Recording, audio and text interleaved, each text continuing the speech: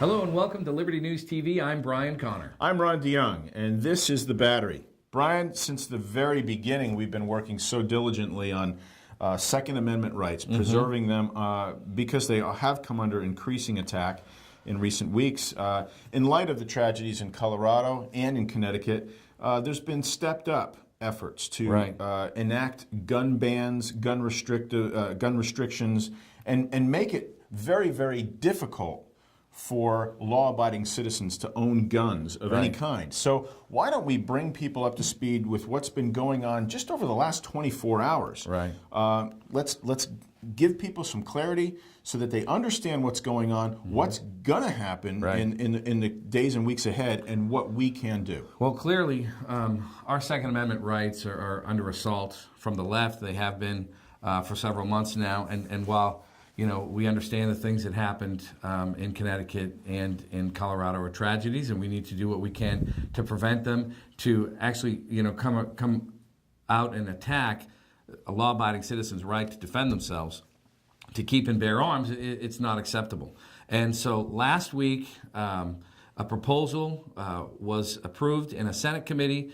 And you're talking about the assault weapons ban. Right, 157 so-called assault weapons would be banned. Also included pistols, language, shotguns. Yeah, some of rifles were listed in there. Also was going to limit magazines to 10 rounds.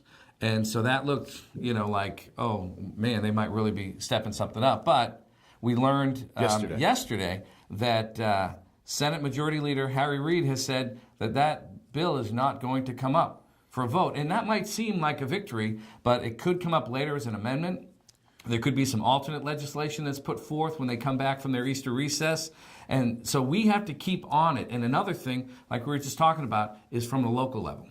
Well, there's a big local push, and let's get something straight here. States with Democratic majority legislatures are beholden to the party. Right. We've seen that in Colorado. And we've seen it in Colorado where they're just going off the hook with their restrictive policies.